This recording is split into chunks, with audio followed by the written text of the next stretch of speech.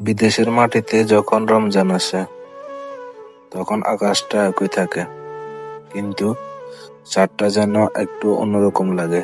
কারণ সে চাঁদ দেখার মুহূর্তে পাশে থাকে না ছোট ভাইয়ের উচ্ছ্বাস, বাবার শান্ত মুখ আর মায়ের ব্যস্ত পায়ের শব্দ। ইফতারের সময় টেবিলে খেজুর থাকে, পানি থাকে, কিন্তু মায়ের হাতের ছোঁয়া থাকে না। আজানের শব্দ ভেসে আসে, তবু কানে বাজে গ্রামের সেই পরিচিত সুর। যে সুরে বড় হয়েছি, যে সুরে প্রথম রোজা ভেঙেছি। সারাদিন রোদে ঘামে কাজ, হাত ভাঙা পরিশ্রমের পরও রোজা রাখা। এটা শুধু ক্ষুধা সহ করা না, এটা নিজের নফসের সাথে যুদ্ধ।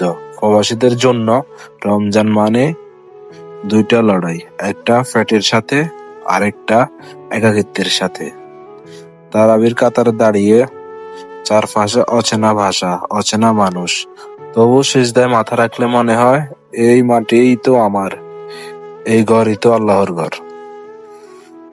ভাষা আলাদা, দেশ আলাদা, কিন্তু দোয়া একই, কাদা একই, রব একটাই।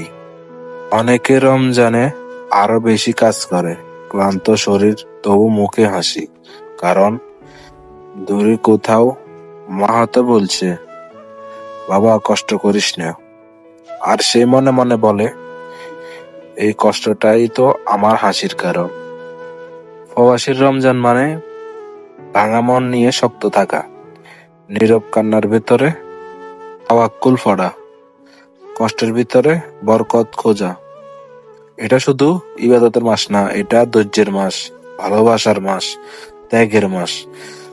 দূরে থেকেও যে ভালোবাসা কমে না, বরং আরো গভীর হয়। প্রবাসীদের রমজান সেই ভালোবাসারই নীরব সাক্ষী।